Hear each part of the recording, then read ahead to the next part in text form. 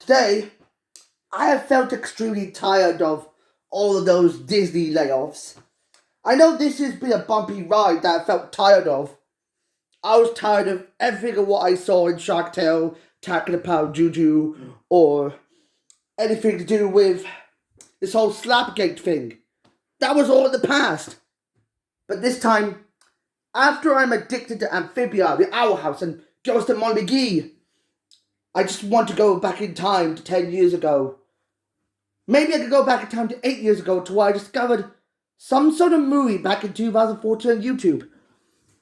But we'll dive down to these dark secrets of what I could handle. This at all costs. You see, many of these critics like Nostalgia Critic, John Tron, Animat, Media Hunter, and fellas like me have all dedicated their lives to reviewing this animated movie called Foodfight. For some reason, even though it's a request to regular Josh 1, I'm going too deep. Think about this whole schedule. It's all over the place that I haven't been reviewing another cinematic disaster since I've already been doing Marmaduke. But I have no choice but to go back in time. But what should I do to go back in time? I just have no choice. I don't want to get moving on to the future. I know it's embarrassing that when I saw The Lion King, when you said Hakuna Matata, I really wanted to go back in time, but then what I've learned, there's some sort of experience that I have to think of. It'll be a 90-minute experience of extreme pain. It'll be a cinematic disaster that I can recognize. It's been 10 years since everyone saw this movie. Although it's dedicated to Asner, who died last year, we might pay tribute to him to prove it's innocent enough that nowadays that a lot of movies like Hotel Transylvania, Addams Family, or even Minions are doing that same thing to this movie. It perfected the formula of being some sort of ugly-ass animated movie that no one cares of nowadays since Netflix took the spotlight with, a cartoon of mine that I saw called Voltron Leslie Defender. But how can I deal with this movie? I haven't been reviewing it for a long time. But what can I do to deal with this movie? Well, I'm just gonna find out. In case I do the right thing, I promise I could review this movie.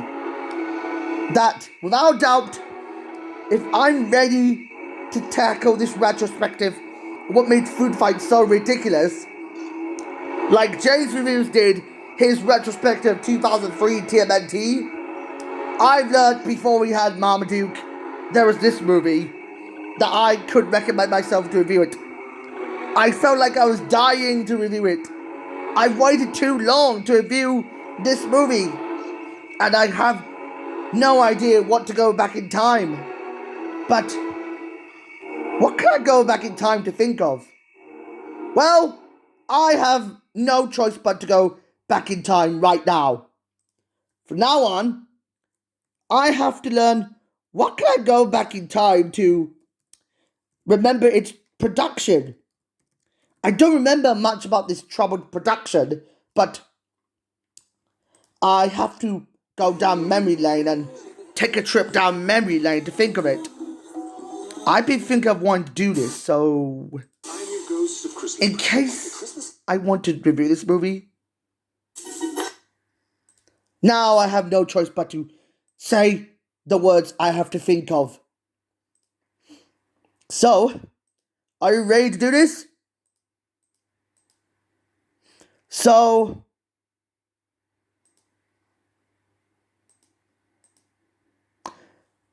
that's better.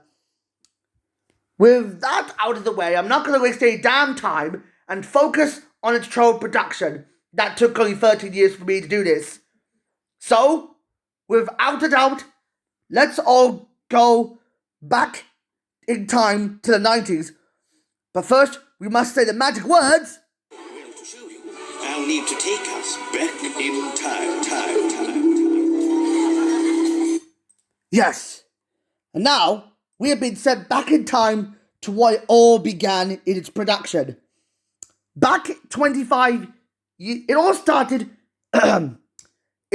started all the way back 25 years ago in the year 1997, when Lawrence Kasanoff and Joshua Wexler created this concept as an idea about food coming to life, just like toys coming to life, as they want to take some 4-game pre-sale loans to provide the portion of this budget, taking from a budget of 45 to...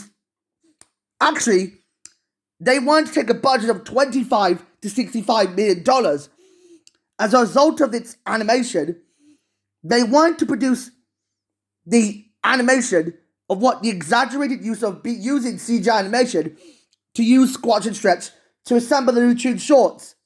Although it will be very reminiscent to that of a typical Roger Rabbit rip-off movie, despite this, it was supposed to be having a total of over 50 of your favorite IPs, like mainly revolving around Tony the Tiger, Lucky the Leprechaun, Chester the Cheetah, and also Trix the Rabbit, and most famously, the somewhat iconic Donkey Kong appearing in this movie. As I noticed, the funniest thing in the name of Media Hunter, that this movie was supposed to have been released in the nick of time, just in time for the Christmas holiday season of 2003 for its theatrical release. However, something felt off when we finally understood some sort of a hard drive theft happened around the Christmas holiday season 2002, when hard drives containing unfinished assets were stolen within the process of an industrial espionage, and it took a decade to delay this movie. Now, let's not waste any damn time and focus on the plot. The plot is simple. In the Marketropolis supermarket, which closes after closing time, in what Mr. Leonard goes away, it transforms into a city where Mr. Leonard could not go there, where the citizens were Ikes, because they are personified to be well-known marketing icons, and centers around cereal brand mascot Dex Dog Detective, along with his best friend Dado Dan, banding together a group of Ikes in Marketropolis to fight against the forces of the evil brand X, who threaten to take over the entire supermarket.